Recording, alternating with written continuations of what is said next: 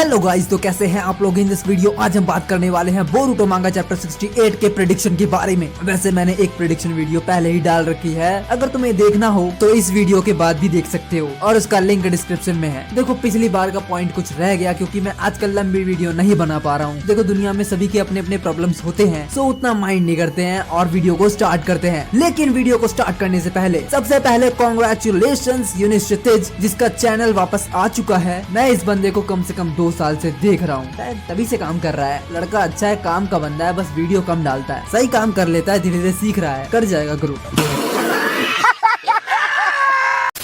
और मेरी शिकायत यूनिवर्सिटी से सिर्फ एक ही चीज की है कि वो कम वीडियोस डालता है और कुछ नहीं है। सो अपने टॉपिक पे बढ़ते हैं क्योंकि तारीफें बहुत ज्यादा हो गई यूनिवर्सिटी की। पिछली बार चैप्टर 67 के अंदर कोड के लिमिटर्स को अमादो ने हटा दिया था। ये ईडा कोड को बताती है तो कोड बोलता है कि मेरे पास एक अलग ही प्लान है। इतना बोलकर कोड रह जाता है और यही चैप्टर का एंड भी हो जाता है। लेकिन कोड किस बिहाफ में कह रहा था कि मेरा ये प्लान है, उसका प्लान किसके ऊपर हो सकता है? कोनोहा में घुसने के लिए या बोरुटो को किडनैप करने के लिए, जो मैंने अपनी पिछली वीडियो में कहा था। देखो, अब ये चीज तुम अपने माइंड से निकाल दो कि कोड अब कोनोहा पे सीधा अटैक करेगा, क्योंकि हमेशा तुक्का फिट नहीं हो पाता है। तो शायद ये चीज हो सकती है कि कोड को कोनोहा की हिस्ट्री का पता चल गया हो और अपने उत्सुकी बनने के प्लान को आगे बढ़ा रहा हो। अब ये चीज कैसे है मैं तुम्हें बताता हूँ। तुम्हें नारुतो शिपुडेन की 4th ग्रेट निंजा वॉर तो याद ही होगी, जिसके अंदर एक शिनोबी उत्सुकी में बदला था 10 टेल्स को एब्जॉर्ब करके, जिसे हम सेज ऑफ 6 पैथ के नाम से जानते हैं। अब ये सुनकर तुम्हारे अंदर एक क्वेश्चन आया होगा कि कोड तो एक डिफेक्टिव वेसल है, तो वो 10 टेल को एब्जॉर्ब भी कैसे करेगा? बट एक उत्सुकी बनने के लिए तुम्हारे पास सेकंड चांस यही रहता है कि तुम 10 टेल को एब्जॉर्ब कर लो, जैसा कि मादरा उचिहा ने किया था एंड ओबिटो उचिहा ने किया था, जिसे हम सेज ऑफ 6 पैथ के नाम से जानते हैं। मादरा उचिहा एंड ओबिटो ने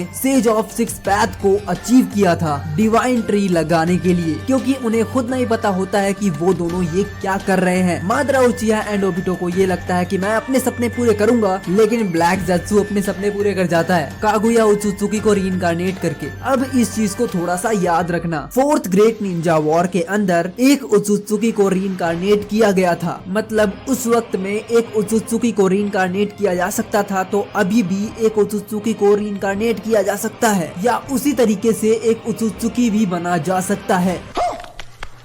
कोड किसी प्लान के बारे में बात कर रहा है, एक ऐसा फुल प्रूफ प्लान जिससे कोनोहा का डिस्ट्रक्शन हो सकता है और इस डिस्ट्रक्शन को कोई भी नहीं रोक सकता है, यहाँ तक कि बोरुटो एंड कावाकी भी नहीं। देखो, अभी इसके ऊपर बात करेंगे। तो बात रही पहली कि कोड 10 टेल को एब्जॉर्ब कैसे करेगा। कोड 10 टेल को मादरा उचिहा के रिनेगान से एब्जॉर्ब करेगा, क्योंकि 4th ग्रेट निंजा वॉर के बाद ये किसी को भी नहीं पता कि मादरा उचिहा की रिनेगान कहाँ गई, क्या हुआ उन रिनेगान्स का। क्या नारुतो एंड सास्के ने उन रिनेगान्स को डिस्ट्रॉय कर दिया, या फिर मादरा उचिहा के फ्यूनरल पर ही उन दोनों रिनेगान को मादरा उचिहा के साथ ही दफना दिया? कुछ नहीं पता, लेकिन इस चीज का 1% चांस मैं लगाता हूँ। हो सकता है ककाशी, नारुतो एंड सास्के ने मिलकर रिनेगान को डिस्ट्रॉय किया हो, इसका मुझे 1% चांस लग रहा है। और ये इसलिए भी हो सकता है क्योंकि नारुतो के शुरुआती एपिसोड में ककाशी वर्सेस जाबुसा की फाइट होती है और जाबुसा की फेक डेथ होती है। तब वहाँ हाकू आता है और अपने आप को एक अच्छा निंजा बताकर जाबुसा को ले जाता है उसकी बॉडी डिस्ट्रॉय करने के लिए। और वो क्यों ले जाता है, इसका जवाब खुद ककाशी देता है। अगर कोई भी एनिमी डिफीट होता है, अगर वो बहुत ही पावरफुल एनिमी है, तो उसकी वेपन्स का या उसकी टेक्निक का गलत यूज हो सकता है। इस चीज से बचने के लिए ऑन मूव होते हैं जो उसकी बॉडी को डिस्ट्रॉय कर देते हैं, जिससे उस टेक्निक का दोबारा यूज न हो सके या उसकी बॉडी का दोबारा यूज न हो सके। और तुम्हें पता है रिनेगान कितना पावरफुल वेपन है, तो शायद नारुतो एंड सास्के ने मिलकर रिनेगान को डिस्ट्रॉय कर दिया होगा। इस चीज का 1% चांस है और 99% चांस ये है कि मादरा उचिहा की बॉडी को डिस्ट्रॉय नहीं किया गया होगा, क्योंकि ये सब चीजें पहले हुआ करती थी जब तक नारुतो नहीं था। क्योंकि जब से नारुतो इवॉल्व हुआ है, तब से अब तक शिनोबी वर्ल्ड में बहुत बड़ा चेंज आ चुका है। सो जहाँ तक मेरा ख्याल है 99% चांस ये है कि मादरा उचिहा के रिनेगान को डिस्ट्रॉय नहीं, उसके रिनेगान इंसान को उसके बॉडी के साथ ही दफना दिया गया होगा। बट अब शायद ये हो सकता है कि कोड को कोनोहा विलेज की हिस्ट्री पता चल गई होगी और कोड वहाँ जाएगा जहाँ पर माद्रा उचिहा की बॉडी होगी और उसका रिनेगान भी होगा। कोड माद्रा उचिहा के कॉफिन के पास जाएगा और उसके रिनेगान को निकालेगा और उसके रिनेगान्स को यूज करेगा अपने प्लान को सक्सेस बनाने के लिए, क्योंकि कोड के पास एब्जॉर्बिंग पावर नहीं है।